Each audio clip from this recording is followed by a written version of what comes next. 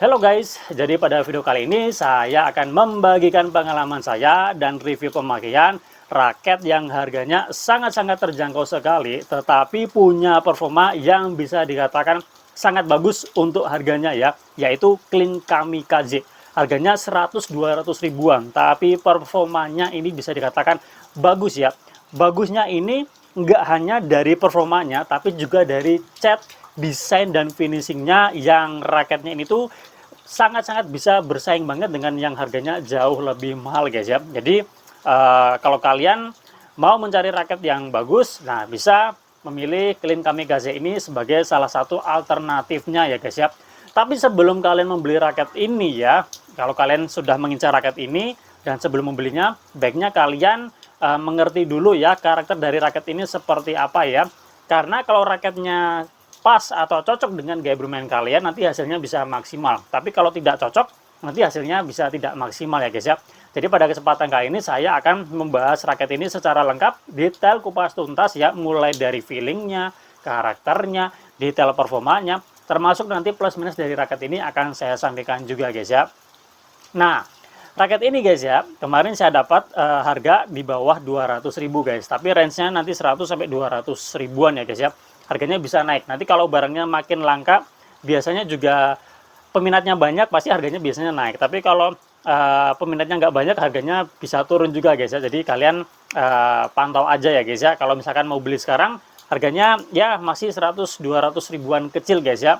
Nah, raket ini guys, kemarin saya dapat berat kosongannya itu 84 sekian gram. BP-nya ini sangat tinggi sekali guys ya, sampai 311 guys ya. Dan sebenarnya saya juga nggak kaget dan nggak heran, karena beberapa kali saya nge-review raket dari brand Kling, itu BP-nya tinggi semua. Jadi dia lari dari spek yang tertera guys ya. Spek yang tertera itu dia mengatakan ya dia balance, tapi nyatanya tuh dia heavy sekali guys ya, sangat heavy. Pernah kita nge-review Flame Force 19, baik yang warna hitam, warna putih, kemudian dual blades, itu BP-nya tinggi semua guys, di atas 300 semua. Ini 310, 311 ya guys ya. Jadi memang sangat tinggi sekali ya. Dan setelah terpasang senar overgrip, berat totalnya menjadi 93 sekian, kalau dibulatkan 94. BP-nya tidak turun guys ya. Jadi tetap 310, 311 ya guys ya. Jadi ini feelingnya kalau dirasakan memang terasa berat kepala. Punya generate power yang sangat bagus. Jadi karakter dari raket ini adalah raket untuk menyerang. Raket yang enak untuk bermain power. Kalau kalian suka smash-smash, gebuk-gebuk, pokoknya suka bermain power, nah ini raketnya bisa men-generate power dengan baik. Bisa mentransfer power kalian dengan baik. Jadi hasilnya bisa maksimal ya. Jadi kalau kalian dalam permainan double, sering di belakang tuh, nah ini raketnya enak ya. Atau ini juga untuk permainan single ini juga enak guys ya. Nah, senarnya saya menggunakan senar 20 ribuan ya, Ebox Ultimum Pro 66 yang menurut saya salah satu senar terbaik juga di harga segitu guys. Tarikannya 28 lbs, mesin digital, dibuat 2 simpul ya guys ya. Hitting soundnya seperti ini guys, kita coba dengarkan ya. Semoga terdengar ya, karena ini di luar juga sedang hujan guys ya. Seperti ini guys, tapi menurut saya nggak terlalu ngecering ya. Hitting sound itu dipengaruhi oleh beberapa hal. Pertama dari material raket, kemudian dari senar itu sendiri, kemudian dari bentuk framenya. Frame yang modelnya itu dia compact, secara umum hitting soundnya nggak terlalu nyaring jika dibandingkan dengan raket yang framenya lebih normal guys ya. Nah, untuk yang Kling Kamikaze ini, dia framenya sedikit compact. Tidak compact banget, tapi dia sedikit compact. Nah, kalau kita bandingkan dengan ini, saya ada raket JP Power Torpedo 33, ini compact guys. Nah, kalau kita bandingkan seperti ini ya, sangat kelihatan sekali ya, kalau JP Power ini dia sangat compact sekali, yang Torpedo 33. Kalau yang Kamikaze ini dia sedikit compact ya. Tapi dia tidak standar ya guys ya. Nah, ini saya juga bawa Kansa Power C yang dia benar-benar standar guys ya. Nah, seperti ini perbandingannya. Nah, lebih lebar yang Kansa Power C-nya ini guys ya. Jadi dia agak compact. Dan kemarin ada yang mengatakan raket ini tuh sebenarnya mirip dengan Yonex Astrox 100 ZZ ya guys ya. Jadi ya bisa jadi ya, karena biasanya kalau raket-raket brand yang bermain di kelas bawah itu terinspirasi, kebanyakan terinspirasi dari raket yang harganya jauh lebih mahal, atau raket-raket seri high end brand besar ya guys. Termasuk ini Di bagian konnya juga ada teknologi yang memang mirip di Yonex, yaitu EB Cap Boost seperti itu ya guys ya. Nah, raket ini memang cakep banget ya untuk cat desain dan finishingnya. Ada 4 pilihan warna, saya pilih yang warna putih kombinasi Tosca ya. Ini dibuat glossy finishingnya dan ini rapi banget guys ya. Untuk harga 100-200 ribuan ini bisa dikatakan yang terbaik guys ya, salah satu yang terbaik. Beberapa brand yang sudah saya coba di harga segitu seperti JP Power, Kansa, ini masih bagus yang kamikaze-nya ini ya guys ya. Lebih bagus, terlihat lebih mewah guys ya. Oke, kemudian raket ini ya, seperti yang saya katakan tadi, karena dia BP-nya tinggi, generate power-nya besar ya, jadi untuk bermain power tentunya dia enak ya. Tapi untuk swing dan manuvernya memang dia tidak seresponsif kalau raket itu BP-nya nggak terlalu tinggi guys ya. Karena ini tinggi sekali BP-nya, jadi memang dia kurang begitu responsif. Tapi masih ada enaknya guys, karena raket ini didukung dengan apa guys ya, bentuk frame-nya yang sedikit agak compact, kemudian dari stiffness-nya ya. Ini stiffness-nya aman guys, dia tidak terlalu flex. Karena kalau BP-nya terlalu tinggi, kemudian ngeflex itu pasti akan kurang nyaman karena dia pasti akan telat ya, swingnya akan telat. Ini dibuat medium flex sama flex ya, antara medium flex sampai medium ya. Jadi ini bisa digunakan oleh kalian yang pemula atau kalian yang kelas intermediate sekalipun, ini bisa ya guys ya. Sudah saya gunakan dalam beberapa kali kesempatan, ini swingnya nggak begitu terlalu mengganggu ya. Jadi ya masih ada enaknya guys ya. Kemudian untuk handlingnya ini enak juga ya, grip size-nya nggak terlalu besar, jadi perpindahan antara backhand ke forehand ini enak ya. Cukup lah ya besarnya, sehingga ketika dikasih overgrip tidak terlalu besar banget guys ya. Untuk adaptasinya, kalau saya pribadi memang harus adaptasi dengan model frame-nya yang seperti ini, jadi lebih kecil daripada standar ya guys ya. Jadi swingnya memang terasa agak aneh gimana gitu guys ya, jadi butuh adaptasi. Kalau kalian terbiasa dengan raket model frame compact, pasti tidak akan masalah dengan raket yang model frame-nya seperti ini ya. Untuk gaya bermain tentu ini lebih dominan atau kekuatannya atau keunggulannya untuk menyerang guys. Untuk bermain power. Untuk ya gebuk-gebuk, smash-smash ya, itu dia kekuatannya di situ guys ya.